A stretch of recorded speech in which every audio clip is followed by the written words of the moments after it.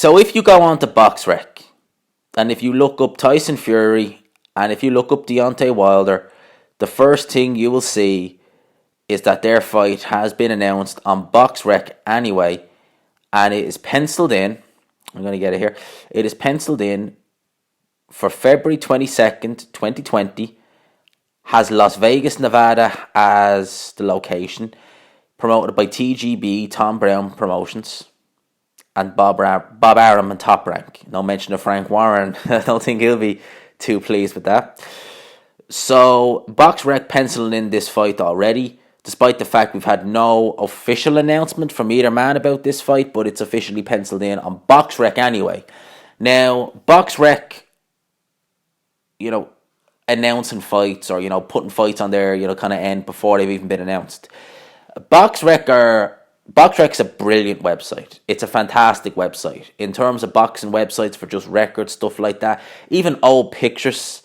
If you're someone who's real into seeing, boxing in the 20s and stuff like that, you can get pictures of guys like Jack Dempsey, Gene Tunney, Jack Johnson, Henry Armstrong, people like that. Amazing website, great website, but they make a hell of a lot of mistakes. I think at one stage they had Amir Khan versus Floyd Mayweather announced on Boxrec. Obviously, Amir Khan, I'm sure, probably has the screenshot still saved on his phone, thinking what might have been. But obviously that fight never happened. They've put other fights down that have never happened. I think a few years ago, just off the top of my head, they announced a rematch between Martin Murray versus Arthur Abraham, which never happened. So they do, from time to time, put fights down that, aren't announced yet or aren't happening. And there's other times where a fight gets announced by both parties, and it's weeks before they actually put the fight down on Boxrec, and sometimes they'll have the date penciled in to still be, opponent to be announced, and the opponent's been announced. We know who it is, but for some reason Boxrec just don't update it. In terms of a date, it's a quick turnaround for Deontay Wilder. He didn't take a massive beating against Luis Ortiz, ended it in fashion. For Tyson Fury, the Otto Wallin fight was a tough fight. Tyson Fury won that fight, but it's the cut. You're talking, 5 months, give or take, nearly 6 months. But if that fight happens on that purported date, you're talking 5.5, nearly 6 months between the Otto Wallin fight and fighting Deontay Wilder, okay? That cut that Tyson Fury sustained in that fight was bad. He obviously needed surgery for it. He obviously needed stitches for it. My initial thought is the first glancing right hand that he takes on that scar tissue is opening straight away.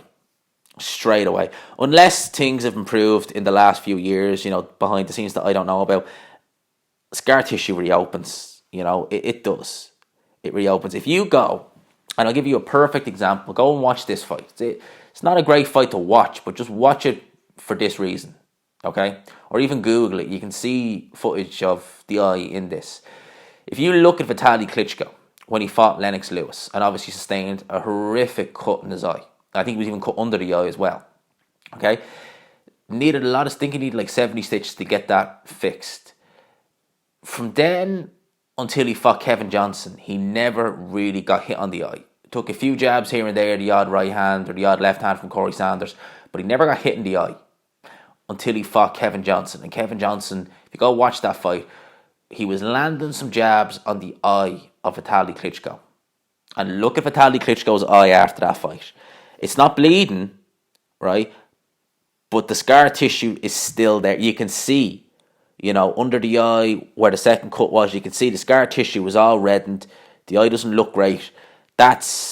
He fought Kevin Johnson, I want to say 2010. So you're talking 7 years removed, and that scar tissue is still there. Still fresh. That's 7 years, we're talking 6 months. I seriously worry about that cut, definitely. So, I'm not going to say yeah or nay. I'm not going to give my prediction just yet, obviously, on Tyson Fury versus Wilder, but this is just a quick little kind of video in the sense of just discussing it. So, it's penciled in by Boxrec, but Boxrec, it's not gospel when they announce things, especially until you hear from the horse's mouth. I wouldn't go by Boxrec personally.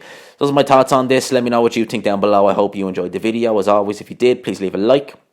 Subscribe, of course, if you're new. And as always, I will talk to you after.